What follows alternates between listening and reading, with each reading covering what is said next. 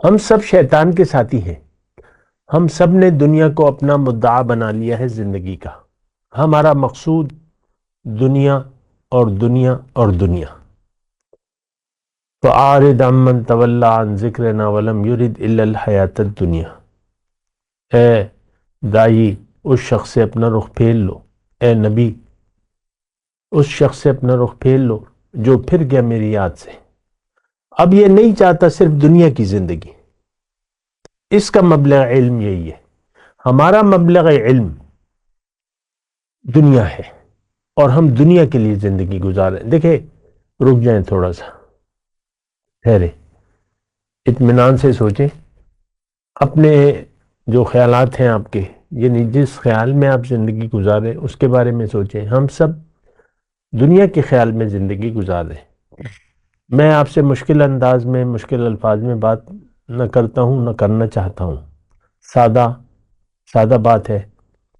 آپ خود سوچیں، ہم سب یا تو شیطان کے ساتھی ہیں یا رحمان کے ساتھی ہیں. شیطان کے ساتھی بن گئے تو آیت نمبر 119، من یتخذ الشیطان ولیا من دون اللہ فقد خسر خسرانا مبینا. دیکھیں قرآن میں مختلف اس کے بارے میں باتیں ہیں. میں کوشش کرتا ہوں آپ کو ریفرنس دوں اور ریفرنس سے بات کروں. تو جس نے بھی شیطان سے دوستی کر لی، شیطان اس کا ساتھی بن گیا. یہ میری آیت میں نے آپ کو پڑھ کے سنائی تھی. تو اللہ کے سوا تو وہ واضح نقصان سے دوچار ہو گیا، صریح نقصان میں پڑ گیا. اب شیطان کیا کرتا ہے؟